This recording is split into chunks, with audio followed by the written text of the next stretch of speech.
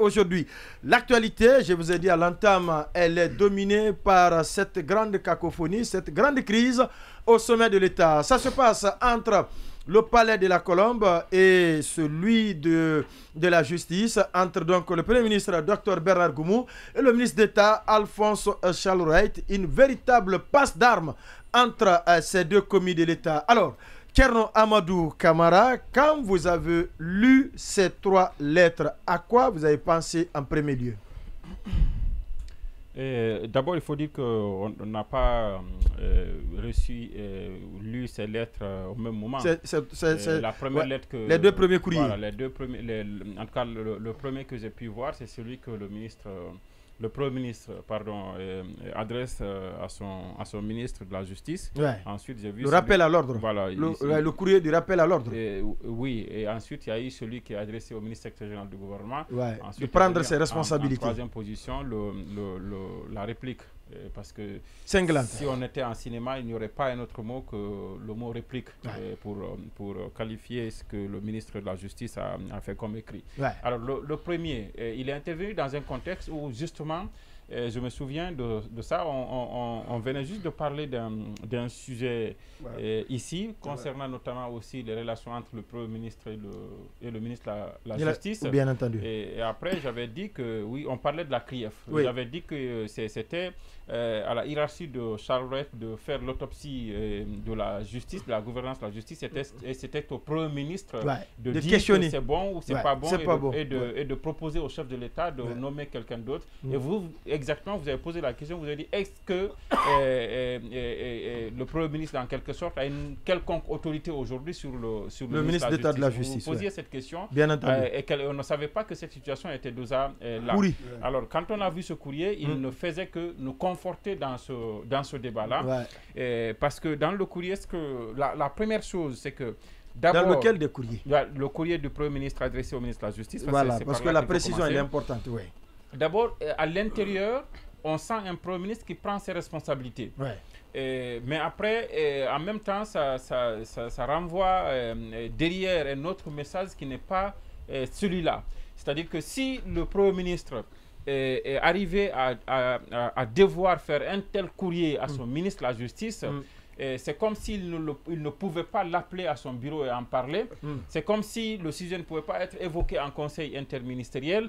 C'est comme si leur rapport ne permettait même pas que le Premier ministre puisse prendre son téléphone et appeler le ministre au téléphone et lui donner des ordres et que le ministre s'exécute. Et ça démontre donc que, en réalité... Ou tout au moins...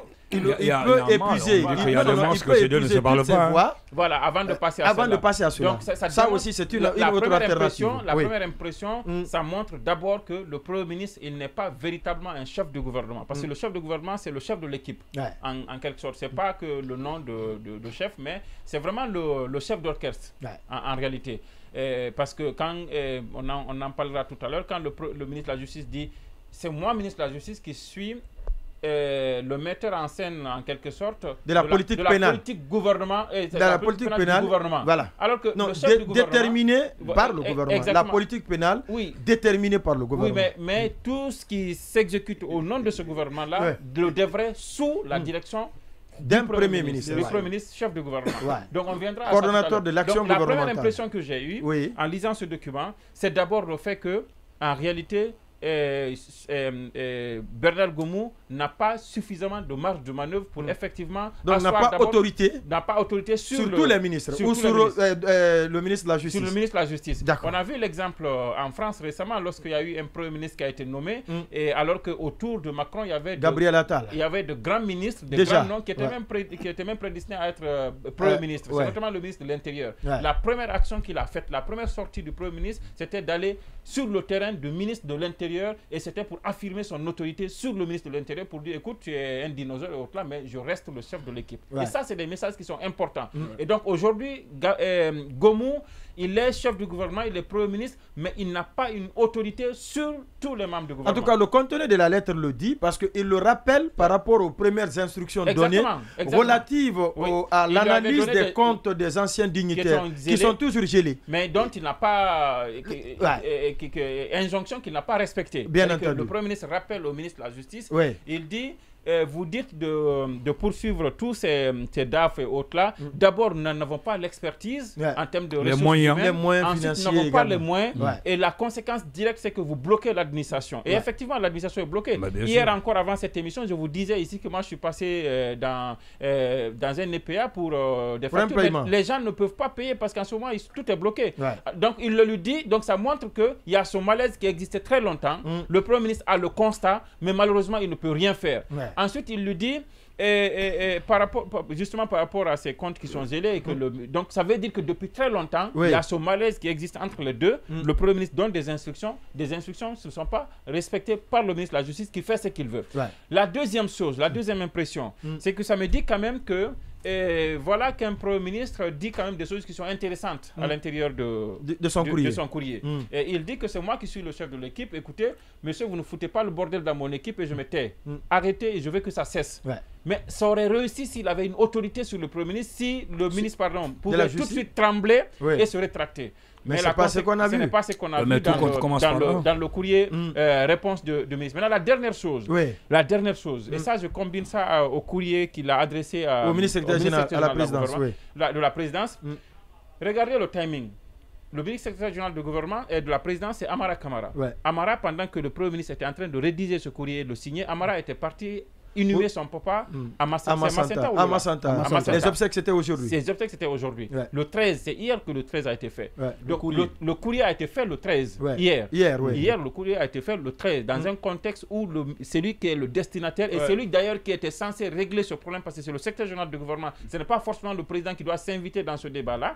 Celui-là est en deuil et il est allé inhumer son papa. Quelle était l'urgence pour qu'on n'attende pas au moins qu'il finisse de cela. Et donc, oui, mais l'urgence, c'était le déplacement des DG DPA pour prendre part pour le faire délivrer les ordres de mission. C'était ça l'urgence. Et qui était bloqué. Non, vous dites que c'était l'urgence. Je vous la donne.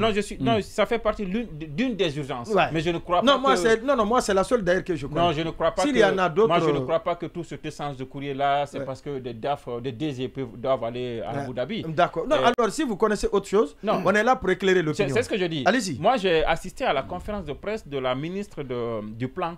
Lorsqu'elle annonçait les couleurs de ce qui se passe à Abu Dhabi. Elle s'en va pour lever 30 000 milliards au nom du gouvernement guinéen. Mais ce jour-là, vous n'aviez même pas le porte-parole du gouvernement à ses côtés. Il n'y avait qu'un seul ministre. C'était celui du budget. Celui du budget. Qui est venu aussi mettre le pied dans le plat. Alors qu'il s'agissait de lever 30 000 milliards. L'Ansana ou l'Anciné? Condé. Donc, vous avez vu. Donc, le fait que les DG ne vont pas partir au-delà, ce manque de solidarité déjà autour de la ministre du Plan était déjà existant.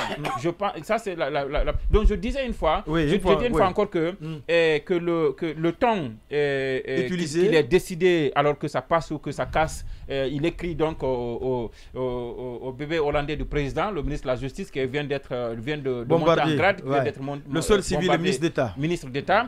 Il lui dit, écoute monsieur, il lui dit Condé, écoute monsieur, c'est moi le patron et il va falloir que tu te conformes. Ensuite, il écrit carrément à ce même président via son secrétaire général pour dire j'en ai marre. Dites à votre ministre de la Justice que ça ne peut pas continuer comme ça, sinon ça nous bloque. Et donc, je me dis qu'à un moment, est-ce que Bernard Goumou n'est pas arrivé au stade où est arrivé Lansana Mohamed Biavougui, à savoir que ça ne peut pas marcher. Alors, je cherche au moins en sortant par la grande porte. Par la grande porte. Parce que là, s'il devait être limogé aujourd'hui avec Charlotte, parce qu'on avait vu le bras de fer entre Charlotte et le